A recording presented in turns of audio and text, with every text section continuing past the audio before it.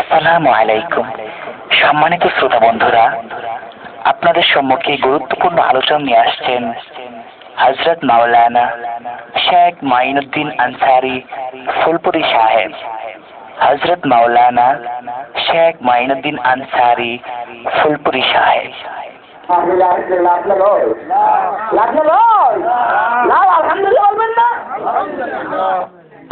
আমার দয়ারে নবী মায়ারে নবী আছে মদিনায়, আমার দয়ারে নবী মায়ারে নবী আছে মদিনায়। তোমার আশিকরাম যেতে যেতে আশিকরাম এই নুরানি রোজায়, আমার দয়ারে নবী মায়ারে নবী আছে মদিনায়, আমার দয়ারে নবী এই পৃথিবী যার খাতিরে বানাইছেন আল্লাহ, ইনি হলেন সবার প্রিয় নবী মুস্তাফা। এই পৃথিবী যার খাতিরে বানাইছেন আল্লাহ, ইনি হলেন সবার প্রিয় নবী মুস্তাফা। যার প্রেমেতে দুরূদ পড়ে, যার প্রেমেতে দয়ার আল্লাহ, আমার দয়ার নবী এই আমার দয়ার নবী আর সমুদ্র তেরো নদী আছে যেতায়, পানি দিয়ে যাব মোরা নুরানি রোজায়। মোদিরা যাইতে রাজি আছেননি? কে কে রাজি আছেন হাত তুলে দেখান। তাকবীর, নারায়ে তাকবীর, নারায়ে রিসালাত, নারায়ে গাউসিয়া। সাত সমুদ্র তেরো নদী আছে যেতায়, পানি দিয়ে যাব মোরা নুরানি রোজায়। এই পাগলের এই মিনতি, এই পাগলের পারে করো আমায়, আমার দয়ার নবী আই আমার দয়ার নবী। আমার বাবা ভয়রা বলতেছিলাম গো, আমার নবীর উম্মত হইয়া বেহেশতের বাগানে বসে আল্লাহ পাক ক্ষমা ঘোষণা করেছেন। আবার আমাদের লাভ হয়েছে, কিন্তু জানতে চাই যারা দুনিয়ার বুক থেকে বিদায় নিয়েছে তাদের কি লাভ হবে এটাও জানা দরকার আছে। আমার বাবার ভাইরা, আমরা তো বড় ভাগ্যবান, আমরা জুমার নামাজ একদম কাছে পড়তে পারে এমন একটা সময় পার হয়েছে গো। একদিন দুই দিন আগে বাড়ির থেকে রওনা করতে হয়েছে জুমার নামাজ আদায় করার জন্য। আমার বাবার ভাইরা, সালে মুদ্রি আল্লাহর প্রেমিক, আল্লাহর পাগল, ওই সালে মুদ্রি বৃহস্পতিবার দিন সকালবেলা রওনা করেছে। আগামীকাল জুমার নামাজ আদায় করতে হবে। বাড়ি থেকে বৃহস্পতি রওনা করেছে। যাইতে যাইতে যাইতে যাইতে সারাদিন যখন তার পার হয়ে গেল, যখন নাকি শরীরে ক্লান্ত এসেছে, রাত্র হয়ে গেল, একটা কবরের পাশে যাইয়া ওই আল্লাহর বান্দা সালে মুদ্রি কবরের পাশে যাইয়া একটু হেলান দিয়ে ঘুমিয়ে পড়লেন। ওই সময় তাকাইয়া দেখে গো, ওই কবরবাসীরা যারা কবরে আছে গো, তারা কবরের উপরে উঠা একটা মিছিল করতেছে, আনন্দ উল্লাস করতেছে, চিৎকার দিয়ে করল সুবহানাল্লাহ। সালে মুদ্রি বলেন, আমি তাকিয়ে আছি, সকলে আনন্দ উল্লাস করতেছে। একটা যুবক ওই আনন্দ উল্লাস থেকে বঞ্চিত হয়ে একা একা বসে আছে। সকলের জামাগুলো কত সুন্দর জগজগ করতেছে, কিন্তু ওই যুবকটার জামা একদম ময়লাযুক্ত, অপরিষ্কার, এবং তার মনে খুব কষ্ট। সে অন্য একটা জায়গায় একা একা বসে আছে। ওই সময় সালে মুদ্রি বলেন, আমি তাকিয়ে দেখি যখন নাকি ফজরের আজানটুকু দিয়ে দিবে, এক মুহূর্তে ওই সকল বান্দাগণ যারা কবরবাসী উপর উপরে রুজতে উপরে রুহগুলো আনন্দ উল্লাস করতেছে। সালে মুরবি বলেন তাকে দেখি গো, যখন নাকি ওদের পক্ষ থেকে দুনিয়াদারের পক্ষ থেকে ওদের জন্য খান্দা এসেছে, হাজিয়া এসেছে, ওই হাজিয়া পাইয়া ওই সকল বান্দা আবারও কবরে চলে গেছে। জুড়ে জুড়ে কন্যা সুবহানাল্লাহ। আবার বাবা বলেন সালে মুরবি বলেন থাকিয়াছি গো ওই যুবকের দিকে, যুবকটা মনে ব্যথা লইয়া চোখের পানি ছাড়তে ছাড়তে যখন কবর দিয়ে যায়, ওই সময় সালে মুড়ি ডাক দে, যুবক রে আয় রে আমার কাছে আয়। ব্যাসটা বুঝতে পারলাম না, সকলে মন আনন্দিত, সকলে কাপড় পরিষ্কার, কিন্তু তোমার মনে কষ্ট, আবার তোমার কাপড় ময়লা যুক্ত, ব্যাপারটা জানতে পারলাম না।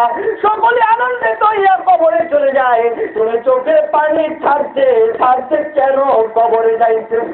প্রশ্ন করা হয়, ওই যুবকটা আবারও হাহার করে কেঁদে দিলেন, নারায়ে তাকবীর, আল্লাহু আকবার, নারায়ে রিসালাত, ইয়া রাসূলুল্লাহ, নারায়ে গাউসিয়া, ইয়া গাউসুল আযম। বাদশা বাবার আগমন, বাদশা বাবার আগমন, বাদশা বাবার আগমন।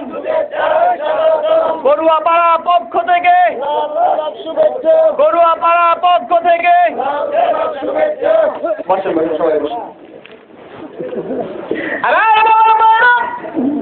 বলতেছিলাম, ওই সালে মুড়ি জিজ্ঞাসা করে, যুবক রে ব্যাপারটা জানতে চাই, ঘটনা কি?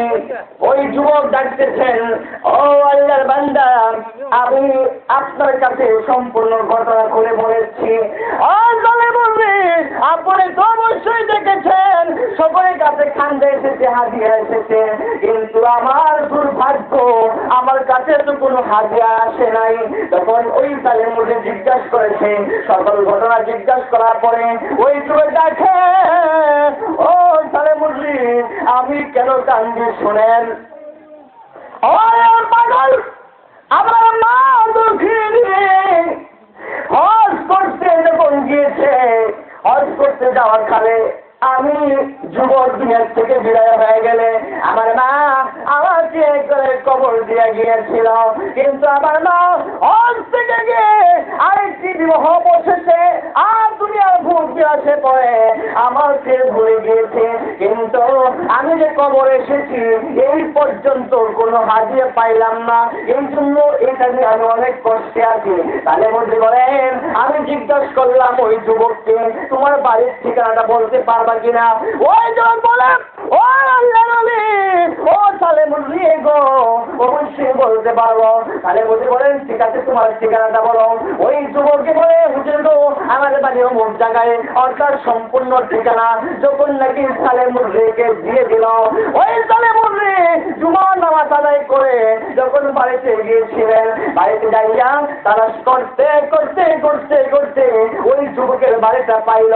ওই যুবকের মাকে ডাকতেছেন, মা গো আমি জানতে চাই আপনার কোন যুবক, আপনার কোন সন্তান আছে কিনা? ওই মহিলা বলে, না গো আমার কোন সন্তান নাই। তাহলে বলেন, তাকে দেখুন, স্মরণ করে দেখুন। ওই মহিলা বলে, না নাই। তাহলে বলে, মা গো হজ করতে যাইয়া কোন সন্তান আপনার দুনিয়ার থেকে বিদায় হয়েছিল কিনা? ওই সময় হাহার করে কেঁদে দিলেন, মা দুঃখিনী চোখের পানি ফেলে দিলেন। আল্লাহর ওলি গো, অবশ্যই অবশ্যই একটা যুবক ছিল, আমার পাড়ের যুবক, আমার পাড়ের সন্তান। হজ করতে যখন যাই তখন ওই ছেলেটা মারা গিয়েছিল। ওই সময় ওই সালে মুনি মহিলাকে ডাক দিয়ে বলেন, মা গো আপনার ছেলে কবরে কষ্ট করতেছে, আপনার দিকে সাথী আছে, এই পর্যন্ত খান্দা পাঠান নাই। ওই যুবকের মা দুঃখী ডাকতেছেন, আল্লাহর ওলি গো, আসলে সত্যি আমার ছেলেকে আমি ভুলে গিয়েছিলাম, এই যে দিলাম 1000 দিরহাম, ওই দিরহামটুকু আমার সন্তানের নামে আপনি ফকির মিসকিনদেরকে দান করে দিবেন। জুড়ে জুড়ে কন্যা সুবহানাল্লাহ। আমার বাবার ভাইরা 1000 দিরহাম যখন দান করেছে, পরবর্তী সময়ে যখন জুমার নামাজ আদায় করতে ওই আল্লাহর ওলি যায়, ওই সময় কবরের পাশে যাইয়া যখন রেস্ট নিতে চাইলেন, ওই সময় তাকে দেখে ওই যুবকটা এত সুন্দর পোশাক পরিধান করে আছে, আবার কত আনন্দিত। ওই যুবককে যখন জিজ্ঞাসা করেছে, ওই আল্লাহর ওলি যুবককে ডাক দিয়ে বলে, যুবক রে এখন কি অবস্থা জানতে চাই। ওই যুবক ডাক দিয়ে বলে, আল্লাহর ওলি গো, ও আল্লাহর ওলি, আপনি যে কাজ করেছেন আপনার জন্য আমি কিয়ামত পর্যন্ত কৃতজ্ঞ হয়ে থাকবো। জোরে জোরে কন্যা সুবহানাল্লাহ। আমার বাবারা ভাইরা, এইভাবে দুনিয়া থেকে খানজার যাওয়ার জন্য, হাদিয়া যাওয়ার জন্য কবরবাসীরা তাকিয়ে থাকে। এই করুয়া পাড়া বেহেশতের বাগান হয়েছে, বেহেশতের বাগানে আয়োজন করা হয়েছে। এই এলাকার প্রত্যেকটা মুমিন মুসলমান যারা দুনিয়ার বুক থেকে বিদায় নিয়েছে, তারা তাকিয়ে থাকবে এই বেহেশতের বাগান থেকে কি খানজা, কি হাদিয়া আমাদের জন্য আসে, ওই দিকে ওরা তাকিয়ে আছে। আমার বাবারা ভাইরা, এই বেহেশতের বাগানে বসে তাদের জন্য দোয়া করা দরকার আছে। তাদের জন্য দোয়া করা হবে যখন নাকি তাদের জন্য হাদিয়া পাঠানো হবে, বেহেশতের হাদিয়া দেবো, এই বাগানের হাদিয়া দেবো যখন পাঠানো হবে, ওই সময় ওই হাদিয়া পাইয়া, ওই খানজা পাইয়া ওই সকল বান্দারা যারা দুনিয়ার থেকে বিদায় নিয়েছে তারা সুখ পাবে, আনন্দিত হয়ে যাবে। আর দরখাস্ত করবে, আল্লাহ গো, যাদের পরে আমরা আনন্দিত হয়েছি, সুখীময় হয়েছি, শান্তি পেয়েছি গো, তাদের জন্য আমরাও দোয়া করলাম। যতদিন পৃথিবীর বুকে বেঁচে থাকবে ততদিন তুমি তাদেরকে শান্তিময়, সুখীময় করে দিও। জোরে কন্যা সুবহানাল্লাহ, আরো জোরে কন্যা সুবহানাল্লাহ। সুতরাং এখন আসুন, বেহেশতের বাগান দিয়া শুধু আমাদের লাভ হয়েছে নাকি কবরবাসীদের লাভ হয়েছে? সুতরাং আমাদের লাভের দরকার আছে, কবরবাসীদের লাভের দরকার আছে। সুতরাং এমন বেহেশতের বাগান বেশি বেশি করে সাজানো দরকার আছে। না বিরোধিতা করবেন? না। পরিবর্তন করবেন? করবেন না। অসম্ভব এসব কাজ যে বিরোধিতা করে, সেজন্য তার ইমানের প্রতি আঘাত করে। এটা বেহেশতের বাগান, ইমানে আলোচনা হয়। আল্লাহ বলছেন এই আলোচনাটা করো, আমার আয়াত প্রকাশ করো। আমার আয়াত ইমানের কলিজায় লাগলে, ইমানের অন্তরে লাগলে, আমি আল্লাহ বললাম তাদের ইমানটা আরো বেশি বেশি করে মজবুত হয়ে যায়।